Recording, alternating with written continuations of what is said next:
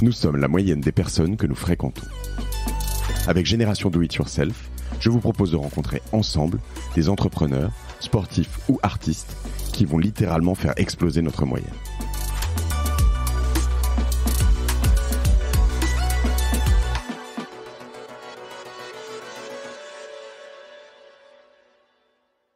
Est-ce que l'humain est fait pour ça? Et tu vois, quand les gens disent mais si on automatise tel truc, je parlais avec quelqu'un hier sur le salon qui me disait moi j'ai aidé à créer les caisses automatiques en France et tu vois, tu vas payer au supermarché et il y avait beaucoup de résistance et les gens c'est pas cool pour le personnel qui est à la caisse, etc. Mais est-ce que l'humain est fait pour ça? Et en fait, ce qu'il me disait, c'est en fait, ça a pas du tout baissé les emplois, ça a revalorisé, ça a permis aux gens d'être dans la relation client, d'accompagner, d'avoir plus de clients rapidement, de baisser le temps. Enfin, bref, c'est juste que se poser la question, est-ce que l'humain est fait pour ça? C'est le changement de paradigme dont je parlais au début, où c'est pas on a des entreprises qui doivent continuer de produire, qui doivent créer des produits, et on a des humains qui doivent se tordre en quatre pour aller répondre aux besoins de l'entreprise, se réveiller quand ils sont pas bien, se faire violence, faire des tâches répétitives, etc. Parce qu'il faut bien produire, il faut bien créer la machine, il faut continuer de mettre des jetons dedans. C'est l'inverse, c'est-à-dire pourquoi on est là, qu'est-ce qu'on veut explorer, qu'est-ce qui fait notre humanité, qu'est-ce qu'on a envie où est-ce qu'on a envie de grandir, quels sont nos défis, et franchement on n'en manque pas. Donc l'humain il est fait pour répondre à ces défis, et franchement on n'a pas du tout le temps d'aller tous sur la plage tout le temps. On peut le faire à des moments, mais il y a aussi des moments où si on a envie, on a vraiment de quoi se relever les manches et aller faire des choses importantes. Donc la fin du travail, moi j'y crois pas du tout, parce que ça voudrait dire qu'il y a plus de besoins, il y a plus de problèmes. Je pense qu'on en est extrêmement loin, malheureusement. Et donc dire, est-ce que l'humain est fait pour ça? L'humain, voilà, il est fait pour créer, il est fait pour se dépasser, pour apprendre, pour créer du lien, pour collaborer, pour inventer, imaginer, et tout ça. Oui, il y a une machine qui peut le faire. Ok. Et alors, tu vois, moi, si on me dit demain, mais un jour, ça sert à rien que tu chantes. Je me suis remise au chant. Ça sert à rien que tu chantes. Il y a des IA qui chantent. J'ai pas compris. Je m'en fiche qu'il y ait une IA qui chante si j'ai envie de chanter. Tu vois, ça sert à rien que tu fasses du surf. Il y a une IA qui surfe. Mais de quoi tu parles? Oui. Donc, quand on me dit, mais... C'est d'ailleurs ce qui fait que les IA sont meilleurs aux échecs que les humains depuis 20 ans. Et que jamais personne, alors, à part des gens un peu tordus peut-être, mais ne regarde des... Ouais. Non, arrêtez déjà, mais des matchs d'IA contre IA, en fait. Mais non. Tu vois, ça n'a pas... Si tu veux apprendre, etc. Ouais, faire des matchs de foot virtuel avec une IA qui joue contre une IA, mais c'est pas l'enjeu. Tu vois, les échecs, une personne à arrêter, parce que tu te dis pas, ça sert à rien que je me mette aux échecs, il y a des IA qui jouent mieux. Ok. Et donc, en fait, peut-être que, tu vois, le signal faible, ou pas du tout faible d'ailleurs, le signal extrêmement évident quand on dit, non, mais ça sert à... J'ai peur que les IA le fassent à la place des humains. C'est là où on devrait regarder en se disant, ok, et pourquoi un humain le faisait à la base? Ah oui, parce qu'on répondait à un besoin. Mais s'il n'y a pas assez de plaisir intrinsèque, de bonheur, de créativité, de sens à le faire en tant qu'humain, ça veut dire que c'est extrinsèque. Ça veut dire on en a besoin parce que oui, il faut bien que la personne elle soit payée, il faut bien que on justifie son salaire, son rôle, on justifie sa présence.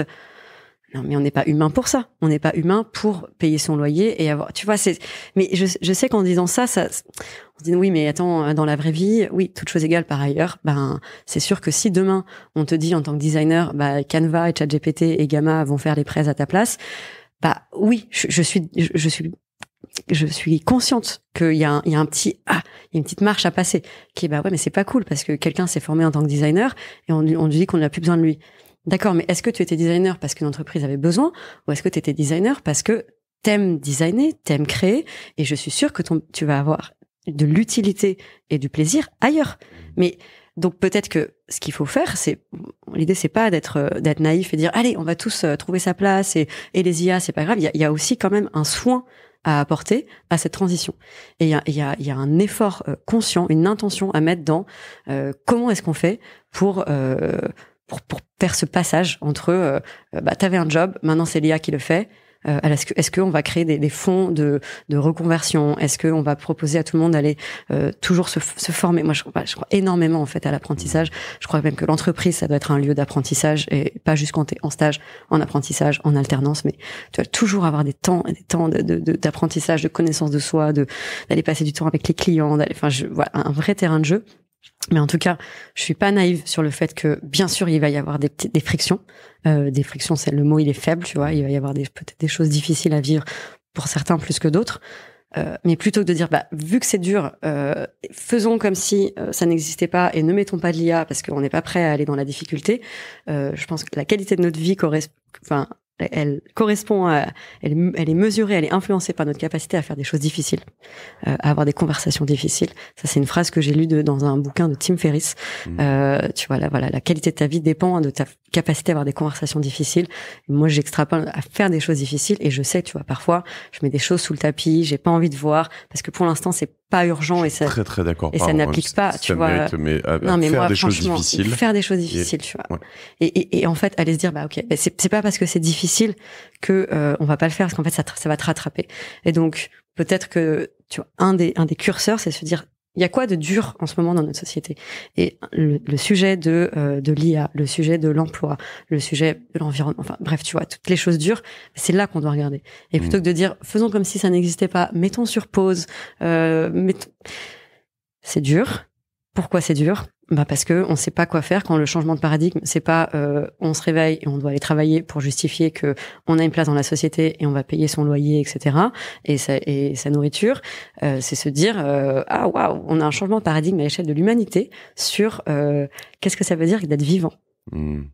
C'est énorme, hein. C'est pas ta réunion stratégique où t'as comment on va lancer le produit pour la déclinaison de cet été, tu vois. C'est qu'est-ce que ça veut dire qu'être vivant? Qu'est-ce qu'on va protéger? Ça me fait penser à ce mème là. Ça tourne sur. Je te disais que j'adorais les mèmes avant qu'on enregistre, mais qui tourne sur. Je pense que c'est sur Insta qu'on le voit, mais avec marqué. Genre, ça doit être Le Monde, si tu as fait ta présentation PowerPoint pour lundi matin, tu vois le monde qui tourne, et puis après t'as Le Monde, si tu n'as pas fait ta présentation PowerPoint pour lundi matin, tu vois le monde qui tourne. Voilà, c'est ça. Ok.